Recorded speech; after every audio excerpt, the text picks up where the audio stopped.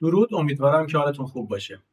این روزها شاهد اتفاقهای عجیب و غریبی هستیم که شاید طی 10 سال گذشته این همه اخبار از سیل، زلزله، گرمایش، رعد و برق، تگرگ و خیلی از این اتفاقاتی که این روزها میبینید هفتگی به گوش شما میرسه خبری نبود. طی یک دهه گذشته شاید شما مثلا سالی یک بار، هر 2 سال یک بار یک سری از اتفاقاتی رو میدیدین که باعث میشه ابعاد جهانی پیدا کنه، ولی دقیقا از سال 2020 تا به امروز شما شاهد اتفاقهایی هستید که قبلا اونها رو تجربه نکردید.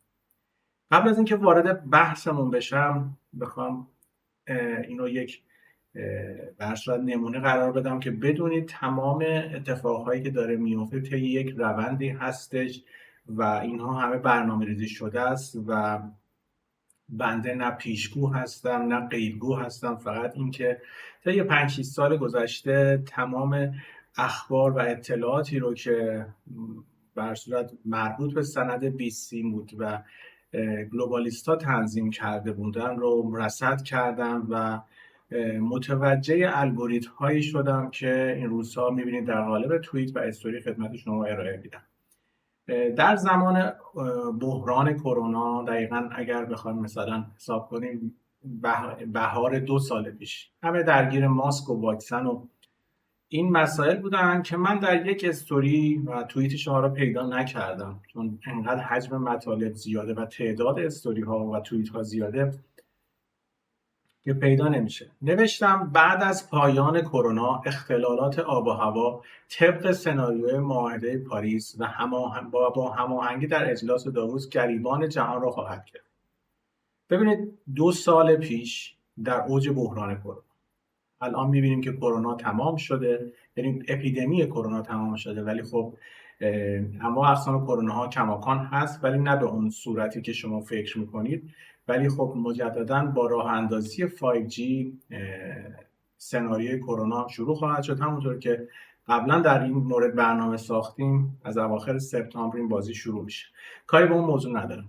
یعنی میخوام به شما بگم تمام این اتفاقاتی که دارین الان میبینید رو در رأس هرم قدرت برنامه ریزی کردن. وقتی میان میگن به شما ریست بزرگ، در تمام ابعاد مختلف باید ریست انجام بشه. یعنی باید اون ساختمانی که ساختن ویران کنن و بر اساس نیازهای خودشون بتوانند برنامه‌های جدید خودشون رو تعیین کنن. شما ببینید این روزها چه اتفاقات عجیب و غریبی داره میفته. از زلزله ترکیه عملا باعث کشته شدن 50,000 نفر شد، بگیریم تا زلزله مراکش که تقریبا طی 50 سال گذشته بی سابقه بوده در مراکش، سیل در هنگ کنگ که طی 100 سال گذشته بی سابقه بوده و رعد و برق‌هایی که در گواتمالا و آرژانتین و سائقه هایی که میفته، بارش برف و تگرگ در عربستان، سیل در یونان، ترکیه، آتش سوزی و خیلی از این مواردی که حالا اگر دنبال کرده باشین مطالب رو در توییتر و اینستاگرام بهشون اشاره میکنم. اینها برای این نیستش که ما ببینیم چه جهان بدی داریم، اینها وقایعی هست که باید ببینیم چه اتفاقاتی بعدش قراره بیفته. به واسطه این اتفاقات قرار بعضی از اماکن، بعضی از نقاط جغرافیایی تغییر بافت بدن یا به خاطر زیرساخت‌هایی که قراره در اون نقطه ساخته بشه به واسطه این اتفاقها از جمعیت خالیش میکنن و انگار صافش میکنن. مثل اینکه شما میبینید مثلا سر قضیه پلاسکو نمیتونستن تمام آدم‌ها رو از پلاسکو یک دفعه راضیشون کنن که ملکشون رو بفروشن یا سرقفلی مغازه‌شون رو بفروشن که او صبح بلند میشن میبینن پلاسکو اومد پایین. و خیلی از اتفاقهای دیگه الان در خیلی از کشورهای جهان این بازی شروع شده. در ایران خودمون هم دیدیم که چند سال پیش آتش سوزی های زنجیره‌ای رخ داد. در امریکا هم می‌بینید که علاوه بر این که قطارها از ریل خارج میشن و مواد شیمیایی در داخل رودخانه‌ها جاری میشه، اتفاقهای گوناگونی میفته. خواستم اینو بگم که یک سری روندهایی هست که شروع شده که در همه ابعادش هستش که قبلا من در این مورد صحبت کردم. برای ادامه میخواستم به روند دیگه اشاره کنیم که عملا اینها بیان شده، این همه چیز عیانه، فقط کافیه که مقدار بیشتر دقت کنیم و بدونیم چه اتفاقی داره میفته و این مطالب رو به همدیگه انتقال بدیم. یعنی اگر ما بتونیم این سرعت انتقال مطالب رو و با دانش بیشتر و با اشراف اطلاعاتی بیشتر به دیگران هم انتقال بدیم، سرعت گسترش این موج جدیدی که در نظم نوین برای انسان پیچیده شده و باعث سخت‌تر شدن زندگی ما و پایین اومدن کیفیت زندگی ما میشه، باعث کند شدنش میشه. این یکی از راه حل‌هاست و راه حل‌های بعدی که حالا در ادامه برنامه بهش اشاره میکنم. میخواستم قراره که ادامه برنامه رو ببینیم، این ویدیو رو با هم ببینیم که نمونه‌هایی از بازی‌هایی که برای ما ساختن رو در موردش آگاهی بهتری پیدا کنیم و بدونیم هیچ چیزی اتفاقی نیست، اینها برنامه‌ریزی شده است. So I'll give two examples. So one is that people eat too much meat, right? And if they were to cut down on their consumption on meat, then it would actually really help the planet. But people are not willing to give up meat. Yeah, some people will be willing to, but other people, they may be willing to, but they have a weakness of will. They say, wow, this steak is just too juicy. I can't do it. I'm one of those, by the way. So, so here's the thought, right? So it turns out that we know a lot about, we have these intolerance to, for example, I have milk intolerance. And some people are intolerant to crayfish. So possibly we can use human engineering to make it the case that we're intolerant to certain kinds of meat, to certain kinds of bovine proteins. And there's actually analogs of this in life. There's this thing called the long star tick, where if it bites you, you will become allergic to meat. I can sort of describe the mechanism. So that's something that we can do through human engineering. We can kind of possibly address really big world problems through human engineering. خب ببینید، نکته قابل توجه اینجا، حالا من به کاری به مطلب گوشت ندارم، مثلا نمیخوام وارد جریان این بشم که گوشتخواری خوبه یا بده یا گیاهخواری یا ویژیتریان شدن، بحث اینا جدایی بحث دیگه ای هست. حالا اگر به هر صورت حوصله‌ای بود و وقتی بود در این مورد صحبت می‌کنیم، ولی اینا غالباً با ایجاد چندگانگی در جهان تلاش می‌کنن همبستگی انسان‌ها رو از هم جدا کنن. این نکته‌ای که در این ویدیو بهش اشاره شد مهندسی انسانه، یعنی اعلام کردن که ما میتوانیم به واسطه اینکه حتی ممکنه حشرات شما رو بگزن، تغییر ژنتیک در بدن شما ایجاد کنیم. و مثل الانی که خیلی ها مثلا حساسیت به ماهی دارن، به بادمجون دارن، به واقع به خیلی از چیزایی که مثلا حساسیت دارن، ما میتوانیم انسان رو با مهندسی ژنتیک عملا کاری کنیم که نسبت به گوشت حساسیت داشته باشه. خب این مهندسی ژنتیک چگونه اتفاق میفته؟ یک نمونهش بود به واسطه تزریق واکسن هایی که ما همین الانش هم نمیدونیم محتوای چه نوع دارویی بود، چه نوع تغییراتی رو در بدن ما ایجاد میکنه، ولی خب عوارضش نشون دادش که چه بر صورت سناریویی بودش. ولی حالا باز هم در اون موضوع صحبت نمی‌کنم چون خیلی در موردش ویدیو ساختیم و مطالب گفتیم و امروز دیگه کمتر کسی هستش که واقعا اگر مقداری انسان آزاده باشه و تعصبات احمقانه روشنفکری رو نسبت به علم نداشته باشه، میدونه که چه بلایی سر واکسن آوردن و اون سناریوی گرافین که وارد بدن انسان کردن چه به حال داستان‌هایی داشت.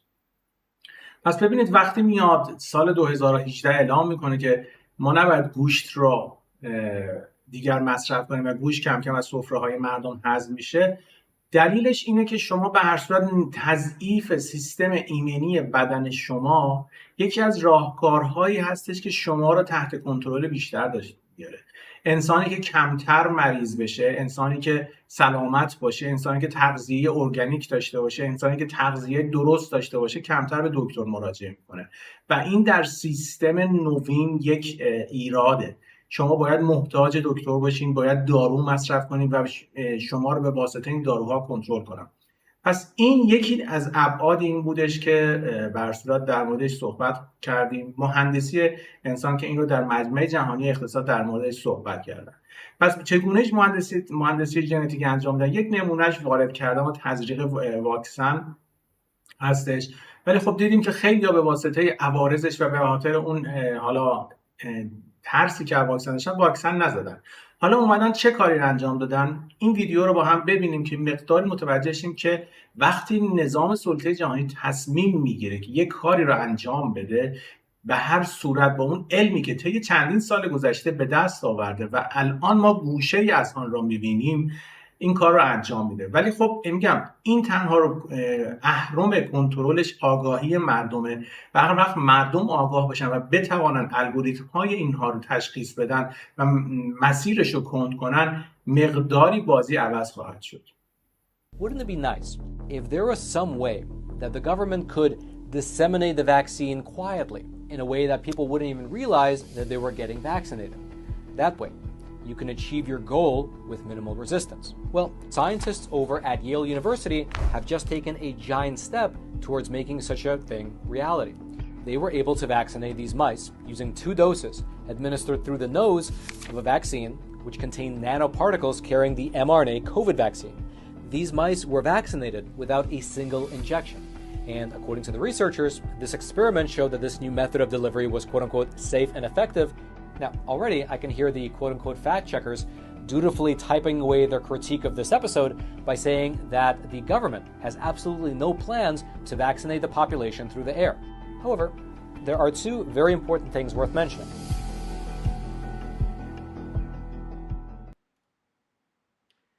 این هم نمونه ای از به هر صورت اهدافی هستش که بتوانن به واسطه استنشاق واکسن رو به مردم، یعنی اون محتوای واکسن رو که قرار مردم برای مهندسی انسان ازش استفاده کنن رو به واسطه تنفس وارد بدن بکنن. یعنی اگر شما حتی از این که نخوایم بریم واکسن کرونا یا واکسن های مختلف رو بزنید، این هم یک برنامه‌ای که چندین سال روش دارن تلاش میکنن و عملاً بهش رسیدن. یه نمونه دیگه رو براتون پخش میکنم که اینها همه اشخاصی هستن که در ابعاد جهانی تراز اول هستن و تمام این ویدیوهایی که بیرون میاد حالا در رسانه‌های جریان اصلی که بر اساس مال خودشون هستن نیست، ولی خب بر اساس رسانه‌های معدود آزادی هم پیدا میشه که اکثرا توسط افراد بر اساس دلواپس و نگران از الگوریتم نظام سلطه جهانی برای آگاه سازی مردم جهان به بیرون درس پیدا میکنه. Moreover, you heard earlier about the idea of nanoparticulate matter that can be utilized in a weaponizable way. And here, too, we're looking very, very strongly at what nanoparticulate matter can do to the nervous system. Some ongoing studies with our colleagues in the medical branches of NATO have, in fact, shown that the use of nanoparticulate matter in a scatter arrangement can be used to incur what looks to be broad-scale epidemiological stroke epidemics. So what we're able to do here is infiltrate the brain space with nanoparticulate matter that aggregates in situ, on site in the brain, and does one of 2 things. Either penetrates from the vascular space, gets in through the bloodstream, gets in through the nose, through the mucosa, or infiltrates the vascular space and clogs it. What is the result? What's called a nanoparticulate stroke, or a hemorrhagic diathesis, fancy word, for it's a predisposition to individuals having brain bleeds. Demonstrated? Oh, absolutely. We're able to show animal models of same, and the Italian group has done a fair amount of work demonstrating that nanoparticulate matter can be highly disruptive, not only of brain vascularity, but brain function. You may not necessarily incur a stroke, but you're going to begin to disrupt the network properties of the brain, and as a result, engage something more of a long wars effect through the use of these types of matters, where you now begin to influence the population in increasingly concentric circles of expansion. این هم نمونه دیگه ای بودش که در مورد نانوذرات میگفتش که حالا بعضا هم شما شاید شنیده باشین که ویروس جدید بیاد که چش انسان‌ها خون میاد و باعث میشه که انسان‌ها خونریزی داشته باشن و اپیدمی بر صورت سکته مغزی داشته باشه، یا نهایتاً باعث میشه که قدرت تصمیم گیری و فرایندهای مغزشون تقریبا از بین بره. اینها رو ویدیوها رو برای چی براتون انتخاب کردم؟ نمونه ای از چندین ویدیو هستش که به صورت کوتاه عملکرد رو میگه. یعنی من اون سناریو اختلالات هوا رو که گفتم در یک پکیج کاملی هستش که شما انسان‌ها باید به این باور برسین که گرمایش کره زمین باعث این خواهد شدش که شما آتش سوزی، زلزله که بر صورت اما اقسام مریضی ها به خاطر گوشت حیوانی یا خوردن زیاد پروتئین هستش که بر صورت این اتفاقات داره رخ میده و شما رو باید به این باور برسونن و مادامی که شما به این باور نرسیدید این روند سریع جلو نمیره. برای همین هستش که از این اتفاقات حالا برای تغییر ژنتیک به واسطه واکسن هایی که در هوا منتشر میکنن یا نانوذرات برای ایجاد شبه مثلا ویروس هایی هستش که مثلا ممکنه باعث خونریزی، ممکنه باعث سکته بشه، یا به خاطر فرکانس های 5G که باعث میشه، اینو در یک برنامه قبلی هم در موردش صحبت کردیم، فرکانس باعث میشه که شما اگر بیش از یک اندازه باشه خون دماغ بشین، موی رگ‌های چشتون پاره بشه و اینها روندهایی هستش که بر اساس جغرافیای انتخاب میکنن و هر جا که دیدن مقاومت مردم بیشتر میشه و روند کندتر میشه این اتفاقها رو رقم میزنن. نمونه این آخرین ویدیو رو هم که براتون انتخاب کردم براتون پخش میکنم که بریم نتیجه گیری کنیم و این موضوع رو ببندیم. Wouldn't it be nice? ویدیو So the Internet of Bodies. Imagine the power. So the Internet of ویدیو رو بهش Bodies. دقت کنید که همون Imagine the جریان power گرافه of هست. میگه AI. هر What is انسان به artificial عنوان یک intelligence? فرستنده It's و a یک way to گیرنده ازش استفاده automate میشه. computation and cognition. So we can now automate learning, perceiving, doing computation. It's a pervasive general purpose technology that will be used in all of our industries, that will come into our professional networks, our private networks, our schools, our industries and our offices. What I wanted to epitomize with the Internet of Bodies is this notion that we will be under assessment, we will be under measure of computation in every aspect of our lives in the future. From what you eat, who you date, what you buy on the internet, how much energy you use, but also what are your vital signs, how well are you doing in terms of health, what kind of specific genetic quirks do you have, what's your genome telling about your health, about your mental health, about how well you are doing, how well you are aging, what kind of disease you are susceptible to. It has a bit of an Orwellian twinge. خب ببینید این هم بخش دیگه ای از این پازل هستش که وقتی میگم واکسن و همون به هر صورت گرافن رو وارد بدن شما میشن، چون به عنوان یک فرستنده و گیرنده هستیم و به واسطه امواجی که از این دکل‌های 5G منتشر میکنن و بر اساس مهندسی رادیویی میتوانن در یک محیط باعث بشن که مردم چه رفتاری انجام بدن و هر زمانی که اراده کنن هر شخص رو ارزیابی کنن و بتوانن عین یک ماشین اتوماتیک اون رو کنترل کنن.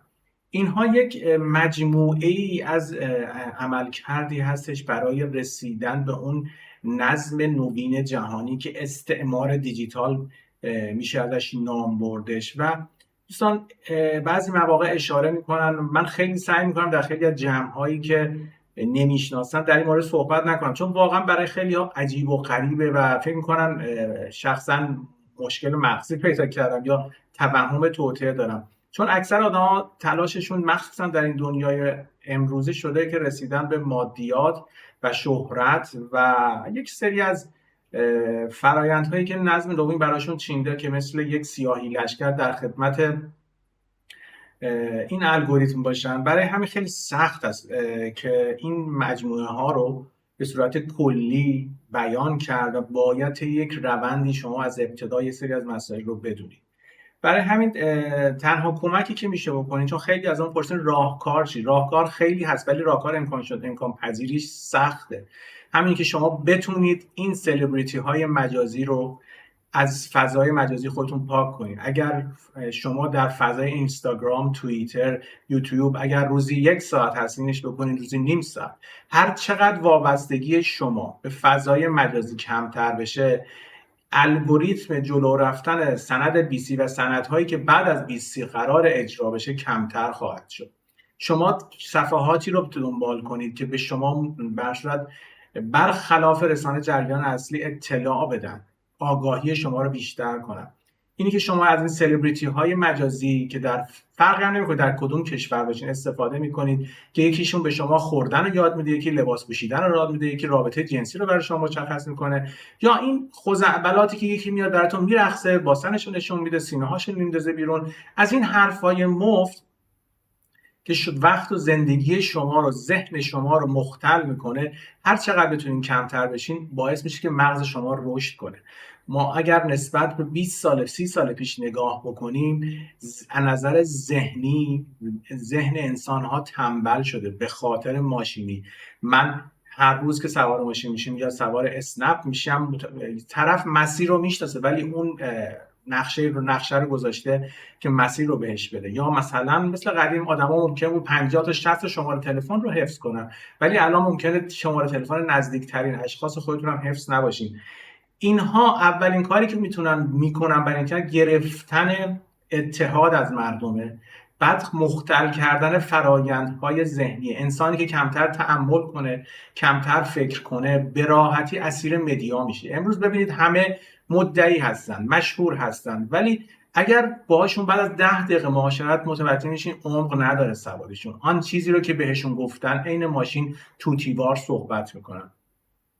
مهمترین المانی که شما میتونید کمک کنید دور شدن از این سلبریتی های مجازی، این سیاهی لشکرهایی هستش که برای نظم نوین جهانی شعبده بازی میکنن و عین مترسک روی این سیرک هستن و باعث میشن وقت شما، ذهن شما مطالبه گر نباشه و به لعودتون کنه، مسخرتون میکنن. یعنی یه روز به شما یک خوراک میدن و یک روز دیگه سعی میکنن اون خوراک رو عوض کنن، خوراک جدیدی بهتون بدن و عملا باعث میشه که شما فکر و تأمل نداشته باشین. اگر بتوانید فضای مجازی رو، این اندک فرصتی که هست، من به شما خواهم گفت این طرح صیانتی که در کشور ما اجرا شده یک طرح جهانی هست. هر اتفاقی رو که بخوان ایجاد کنن نمونه اولش رو در ایران پیاده سازی میکنن. همین مثلا ممنوعیت طرح آیفون الان میبینید در روسیه و چین برش رقم خوردش. اینها بازی هایی هستش که در همه جهان پیاده خواهد شدش و تمام کشورها موظفن ایجاد کنن. یعنی همونطور هم که این اجرا کنن. همونطور هم که قبلا گفتم در نظم نوین دیگه از ما ملیگرایی نداریم. این مخالفت هایی هم که داریم میبینیم یک جنگی هستش بین افراطیون و ملیگراها و ناسیونال علیه گلوبالیستا. چون مثلا تفکری مثل ترامپ یک لابی داره، تفکری مثل اوباما یک لابی دیگری داره. تفکر اوباما اینطوری یا لابی نزدیک به اونها جوری هستش که به واسطه برشاد چیزی به نام علم دنیا رو کنترل کنن. از اون ور تفکران یهودیای افراطی اینه که با جنگ، اسلحه و مسائل مذهبی بتونن دنیا رو کنترل کنن. این در لایه‌های ابتدایی این دایره جنگ بین خودشونه، ولی نهایتا نقطه اشتراک اونها هستش که سهم بیشتری در این کنترل داشته باشن. اینو پس به یاد داشته باشید. فضای مجازی رو یکی از راهکاراش اینه که شما خیلی از مسائل رو یک مقدار عمیق‌تر بهش نگاه کنید. خیلی از افراد مزلفی رو که در فضای مجازی به حال دنبال میکنید یا براتون میخندن یا شما رو توجیه میکنن، باعث میشن مغزتون فلج بشه. شما دقت کنید، هر چقدر که شما وقت بیشتری رو در این فضای مجازی بذارید از خودتون غافل میشید. انسان زنده است به فکر کردن، حتی فکر اشتباه کردن. برای همین مهمترین عامل برای اینکه این روند سریعتر پیش بره، مغز انسان‌ها رو فلج میکنن، اطلاعات غلط میدن و خیلی از این منابعی که بهش استناد میکنن دست پرورده خودشونه. یعنی الان شما هر کی از مثلا منبع اینی که شما مثلا یک دوستی در مراکش دارید، قبل از اینکه زلزله بیاد رفته ویدیو گرفته داره رعد و برق میزنه، این میشه منبع. این منبع رو در هیچ رسانه‌ای اجازه نمیدن در موردش صحبت کنه. اینی که شما یاد گرفتین منبع خبری، تمام اخبار رسانه‌ها فیلتر شده است. 94% از بنگاه‌های خبری مال یهودیانه. یعنی شما خبری رو که بخوام بولد کنم بولد میشه و خبری رو که نخوان امکان نداره در مورد صحبت کنید. برای همین ارتباط برقرار کردن با آدم‌هایی که به هر صورت تجربه‌های میدانی دارن میتونه خیلی کمک کنه. اینی که شما منتظر بشین ببینید همشهری و اطلاعات و یا CNN و BBC چیز زدن، اینا نشد منبع خبری. منبع واقعیت تجربه است. یعنی حتی خیلی از مواقع هم خیلی از چیزایی که به عنوان تاریخ به ما گفته شده که این رو در یک بحث جداگانه در موردش صحبت می‌کنیم، اینها بر اساس نیازهای خودشون نوشته شده. یعنی هیچگاه در هیچ دوره زمانی هم انسان‌ها آزاد نبودن که آنطور که می‌خواهند، آنطور که واقعیت بوده صحبت کنن. برای همین خیلی زیاد درگیر منابع نباشید. منبع امروز انسان‌هایی هستن که در کف میدون هستن. کسی که الان میخواد مثلا در مورد چابهار در مورد خرمشهر، در مورد تهران بدونه، باید از آدم‌هایی بپرسه که اونجا زندگی کردن. برای همین این یکی از راهکاراش اینه که ارتباط انسان‌ها رو به اصلا نزدیک کنید، به هر صورت این دوگانگی هایی که در حال اجرا کردنش هستن، هم جنسگرایی، تغییر جنسیت ها و حال از نوع تغذیه گرفت، ویژیتریان ها، گوشتخوارها، اینا چندین قطبی هایی هست که باعث میشه اتحاد مردم شکسته بشه. یه روز همجنسگراها رو علیه آدم‌های مذهبی به خیابون میرسن، یه روز مذهبی‌ها رو علیه همجنسگراها، یکی تشویق میکنه شما رو به گیاهخواری، یکی میگفت نه گوشت داره. اینا باعث میشن که اتحاد مردمی شکسته بشه. ببینید اینا حتی در حیوانات هم شما اگر دقت کنید، حیوانات هم در یک مجموعه زندگی میکنن که ممکنه با هم درگیر بشن ولی اتحاد هم دارن و برای زیستن به همدیگه کمک میکنن. این در انسان ها هم هست. ما در گذشته میدیدیم که در زمانهای مثلا 40 سال 50 انسان های خوب زیاد بودن، انسان ها دست همدیگه رو میگرفتن، انسان ها به هم کمک میکنن. در این نظمی که دارن میسازن انسان ها باید از هم دور بشن. ما باید از همدیگه نفرت داشته باشیم. چرا باید نفرت داشته باشیم؟ چون اگر نفرت داشته باشیم به غم اون یکی و مشکلات اون یکی به ما ربطی نداره، این گور پدرش. اینا دونه دونه میتونن نوبت سر ما بیارن، یعنی بیان سمت ما، به سراغ ما. ولی اگر یک اتحادی میون مردم باشه با نقطه نظرهای مختلف، اینها نمیتوانن. یعنی متاسفانه این نظم نوین و این علم جدید باعث شده انسانیت از انسانها دور بشه و مریضی‌های روحی روانی و افسردگی‌ها باعث بشه که بشر به انسان، یک حیوان درنده در حال تغییر ماهیت بده که دیگر مشکلات دیگران اصلا براشون مهم نیست. قدیم‌ها یه نفر میمرد یک محله عزادار میشه، الان وقتی رو میبینن اینقدر عادی شده، غم، مرگ، مشکلات، هیچ کی به هیچ کی رحم نمیکنه. و این یکی از الگوریتم‌هایی است که برای جلو بردن این نظم نوین ازش استفاده میکنن. این یک بخش کوتاهی بود از اینکه در مورد همین توییت که می‌خواستم صحبت کنم، چون خیلی سوال میکنن شما از کجا میدونید، شما چرا این چیزا رو میگید. میگم برای این گذشته این برای شما نوشتم. 2 سال پیش همه کسایی که درگیر ماسک بودن یا فرار میکردن برای ارمنستان واکسن بزنن اومدن این مطلب رو نوشتن و الان دارین میبینین هر روز سیل، آتش سوزی، زلزله داره رخ میده. این زلزله آخر مراکش هم که دیدین نزدیک به 2100 نفر کشته داد، از همین جنسه. این بازی‌های فرآیندها زیاد شلوغ شده و تنها چیزی که اینها دارن از میگیرن اتحاد جهانی، اتحاد اکثریت مردم رو ضد هم کنن. یکی بشه مسلمون، یکی بشه یهودی، یکی بشه چه میدونم شیعه، یکی بشه سنی، یکی بشه گیاهخوار، یکی بشه گوشتخوار، یکی بشه ویژیتریان، یک سری چند قطبی هایی که در جامعه در حال ساختنش هستن. یکی بشه طرفدار فلان مذهب، فلان فرقه، فلان گروه سیاسی، یکی دیگه درگیر اون بشه و خود ملت رو سرگرم این خزعبلات میکنن و اون روحیات انسانی رو میگیرن. جوری که الان مثلا در جامعه ما میبینی خیلی از مردم روبروی همدیگه قرار گرفتن و این بهترین فرصت هستش برای رسیدن به اهداف. این مختصری بود در این مورد. امیدوارم که اگر سوالی دیگه داشته باشین در کامنت ها یا در دایرکت بفرمایید، در مورد صحبت میکنید. تلاش کنید وقت بذارید اگر برای خودتون و خانواده‌تون نگران هستین، اگر تلاش میکنید زندگی کیفیت بهتری داشته باشه زندگیتون، مطالب رو جور دیگری نگاه کنید. هر چیزی رو که به شما میگویند رو نپذیرید، بهش فکر کنید. فکر کردن تنها وجه تمایز انسان از حیوانات هست و وقتی فکر من و شما رو از ما بگیرن، ما رو از حیوان بودن هم محروم میکنن. به این موضوع فکر کنید و سعی کنید با دیگران، حداقل کاری که میکنید نمیتوانید کمک کنید، با حداقل غم دیگران رو بخورید، بتوانید حرفهاشون رو بشنوید و در این تعاملات میتوانید حس انسانی رو زنده نگه دارید. اگر من امروز که اینجا نشستم به فکر جیب خودم باشم، به فکر لذت بردن شخصی خودم باشم، من امکاناتم بسیار مهیاست برای این قضیه و میتونستم بگم گور پدر مردم. ولی وقتی میبینم فرمان صادر میشه که باید ماسک بزنید، همه باید ماسک بزنن. وقتی میگم واکسن بزنید، ما باید بجنگیم. ولی اگر این آگاهی در سطح جهانی رشد پیدا کنه که متاسفانه هر روز دارن ضعیفش میکنن و تنها نقطه عطفش مردم اروپا بودن، تو میدیدیم مردمان اروپا هستن میان علیه واکسیناسیون، علیه قرنطینه شعار میدن در داخل خاورمیانه، حتی در کشور ما که اصلا چنین اتفاقی نمیفته. ولی امیدواریم که بتوانیم از این اندک فرصتی که داریم به نحو احسن استفاده کنیم. باور کنید من و شما تنها نیاز اصلی که داریم غذای سالم هستش که ما معتاد به این داروها نباشیم.